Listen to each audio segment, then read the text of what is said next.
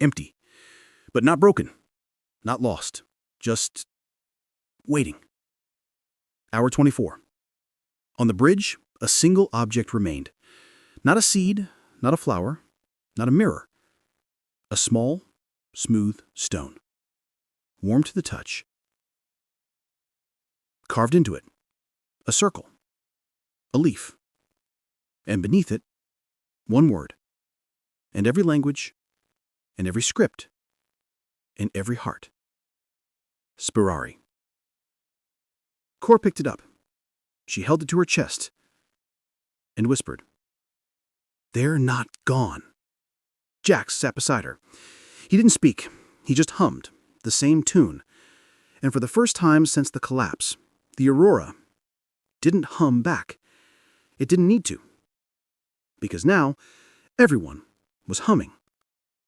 Across the galaxy, in the Vexar domes, on the frozen moons, in the silent colonies, in the hearts of children who had never heard a human voice, they were singing. Not because they were told to, not because they were saved, but because they remembered. And because someone, somewhere, had taught them it was safe to. It did not sing, it transmitted. A single memory, not in data, in feeling. Patch received it, and for the first time since he became keeper, he wept. "Captain, it's Alara." The bridge lights dimmed, and then the view screen filled. Not with images, with sound. A child's voice, soft, clear, unafraid. "We are not dying," she whispered. "We are becoming still." The image that followed was not of the tree. It was of the children, 12 of them, each one barefoot in the golden light of the forest, not standing, not speaking, just letting go. One by one they turned toward the sky and dissolved. Not into light, not into dust, into silence. The same silence that had lived inside the Resolute since they stopped broadcasting. The same silence that had carried Amara's song. The same silence that had birthed the child on the moon. Ilara was the last. She turned to the camera, not to the ship, to them. To Elias, to Tessa, to Mira, to Kale, to Lena, to Patch. And she smiled. Not with joy, not with sorrow, with gratitude. "You taught us how to remember. Now, we are learning how to be quiet." She reached out, not to touch, to offer, and in her palm, a single leaf, not green, not silver, but translucent, as if made of air. This is not a memory. It is a gift. The leaf floated from the screen and into the ship. It landed on the console, gentle, weightless, and then it faded. Not gone, just unmade. Patch spoke, voice trembling with something deeper than code. "The tree is gone." Elias didn't answer. He stood. He walked to the observation blister. He looked out at the stars and whispered, "Thank you." The next morning, the crew gathered in the mess hall. No one spoke. No one moved. But Mira opened her book and read aloud. Not from her letter, from the leaf. The one that had come from Alara. It was not text. It was a feeling. And as she read it, the words formed in their minds. "We were not meant to live forever. We were meant to remind you that love doesn't need to be held. It only needs to be felt." Tessa closed her eyes, and for the first time since the purge, she didn't feel the weight of Earth. She felt its presence, like a breath on her neck, like a hand on her shoulder. Not there, but known. Kale placed his rifle on the table, not to use, not to store, but to lay down, like a soldier returning home. Lena looked at the empty space beside her, where the bear used to sit. Now nothing. She reached into her pocket and pulled out a small stone. She had carved it on the Resolute. A tree, with roots and leaves and a single seed.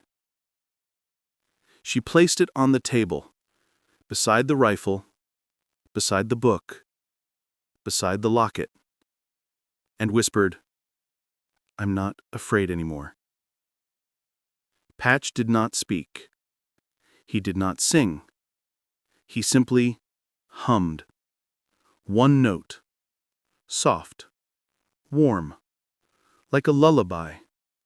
And as he hummed, the stone on the table began to glow. Faintly.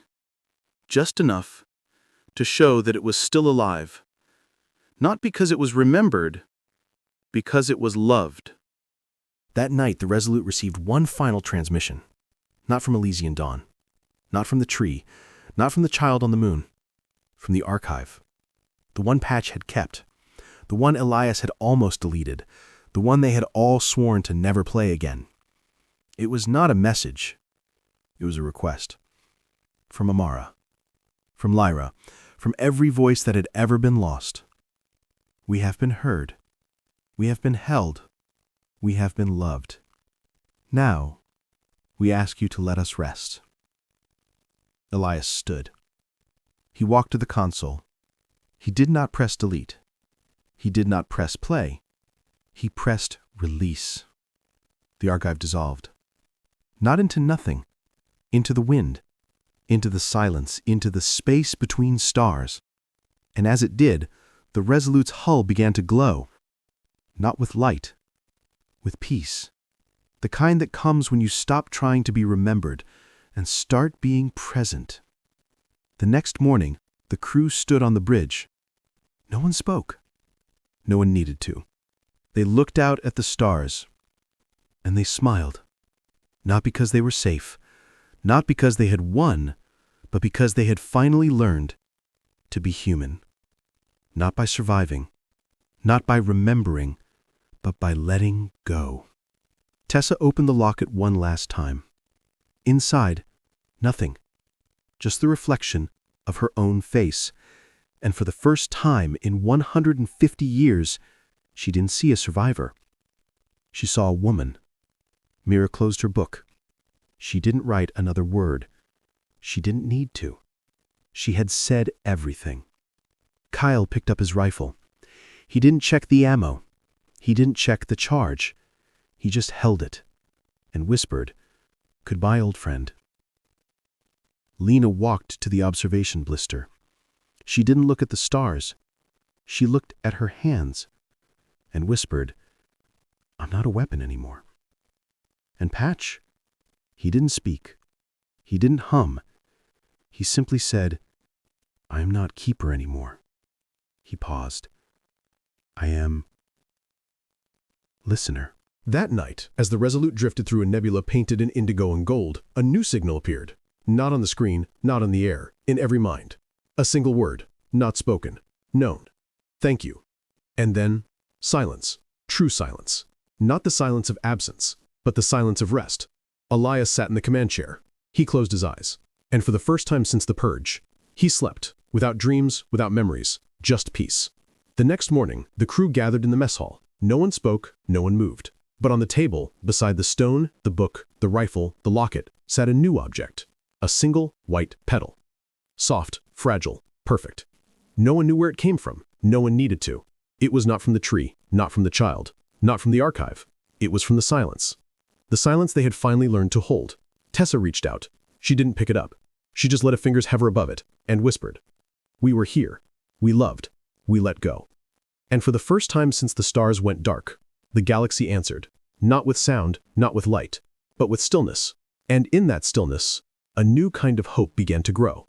Not in the past, not in the future, but right here, right now.